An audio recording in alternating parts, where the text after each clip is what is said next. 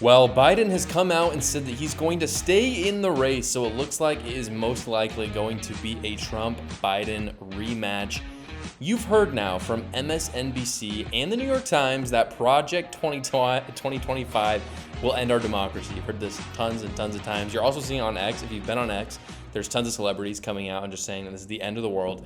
They describe it as Trump's plan. That's the way they package this. This is his plan when he gets into office. The problem with that is that Trump didn't create the thing. Project 2025 was never created by Donald Trump. It is a document made by the Heritage Foundation. They're a conservative think tank. They're awesome, by the way. I love the Heritage Foundation, but again, they have no official ties to Donald Trump, and they're very conservative. They're way more conservative than Donald Trump. In fact, I agree with about 95% of what they say.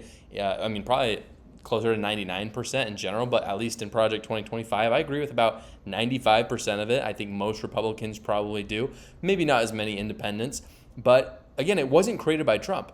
And so there's this huge lie going out right now that Trump has this secret Project 2025 thing going on, when in reality, it was just created by a group of people. They want Trump to implement it, and they've made it for Trump, but that does not mean it is Trump. So the left is trying to paint this narrative that Donald Trump is this crazy radical conservative. The truth is he is not. He's barely conservative. If we're honestly looking at who he is, the way he's kind of flipped a little bit on transgenderism, if we looked at the way he's changed a little bit with his views on abortion, again, I'm not saying that for political purposes there aren't advantages to that, but I'm just saying he's not as much of a conservative as people would think. He's actually, if you really look at it, more the moderate in this campaign. So Democrats' new strategy is essentially to just straight up lie and tell people that Project 2025 is his, when in reality it's actually made by the Heritage Foundation, and it's just something that they want him to do. In fact, Trump has actually come out himself and said, publicly, that he does not agree with a lot of what's in Project 2025. And the most frustrating part of it, and what's so dishonest from the media, is that they'll go out and they'll say stuff like, if Trump gets into office, one of the things in Project 2025 is a federal abortion ban. So they'll go out and say, if he gets into office, his plan is to federally ban abortion. When Trump, just a quick search, by the way, these are professional journalists that are supposedly, they spend all their time doing this. A quick search would show you that Donald Trump has said time and time again that he is not going to put in a federal abortion ban. Again, as a conservative, I wish he would. But he hasn't said that. It's just a lie. It's just a straight up lie. He said during the debate and many times before that he is leaving it to the states. That's why he was happy that Roe v. Wade was overturned, because Roe v. Wade didn't ban abortion. It just returned it to the states.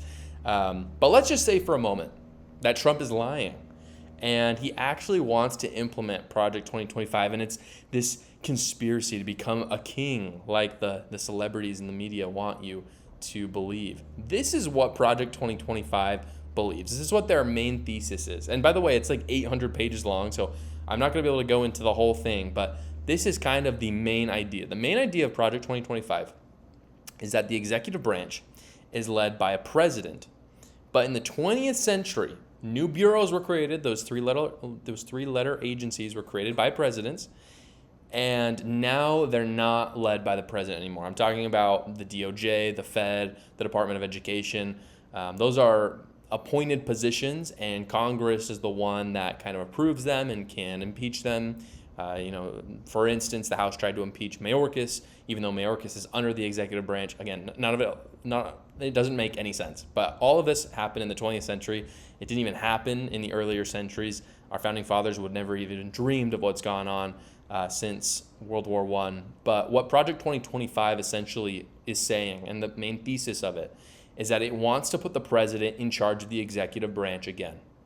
It's very clear about this. It's saying that the DOJ, the Fed, and the Department of Education, these are just some examples, but they're kind of the most prominent ones that I've seen in the document, that they're part of the executive branch, and the president is the head of the executive branch. Therefore, he or she is the one that is in charge of doing things. So again, if you want to fire Mayorkas, because it's Homeland Security, that's part of the executive branch, you fire Mayorkas. You don't need Congress to do that.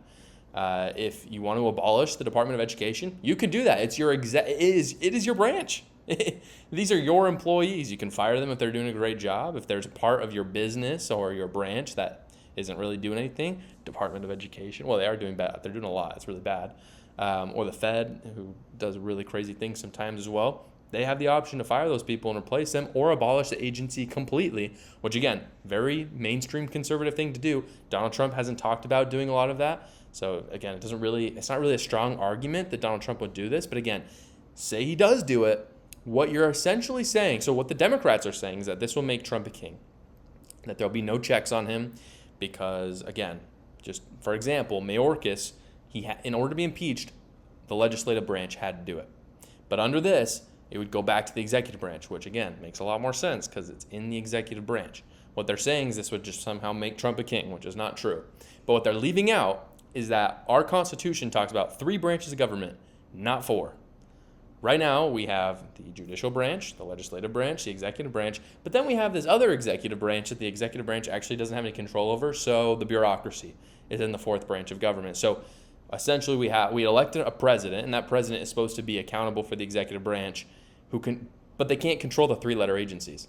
So you have these appointed officials who are just there, and there's no checks and balances hardly at all on them. Congress sure can impeach them, but as we saw, it's highly partisan. It never happens. But if you put the control back in the president, then the people can elect. They have the power to fire the president. We don't have power to fire the 3-letter agencies or just completely abolish them. And so, again, the left they're absolutely terrified of this idea, the idea that education, for instance, would be left up to your local school district instead of the federal government. That terrifies them because they lose control of it completely. The idea that a president could actually just abolish a useless 3-letter agency, and then Americans can choose, how they take that. Oh, did we like that? Did we not? And then we can reelect or not reelect that president accordingly. So no, Trump is not the radical. It's the left. Independents are overwhelmingly voting for Trump, by the way. I mean, I don't believe in being moderate all the time, but just because, again, I would love for Trump to implement Project 2025. I think it's awesome, but he's not going to do it. And it's very clear, by the way, that he's the moderate candidate because of the fact that independents are overwhelmingly going to vote for him. A poll not long ago showed that 54% of independents are going for Trump, where only 42% are going for Biden, and then the rest going to RFK Jr. I mean, that's a huge swing, a 12-point swing. And that's, there's a lot of polls like that. That's just one poll. So independents clearly know who is more moderate. Thank you so much for watching, everybody. Please go down below, comment, like, and subscribe, and watch another video.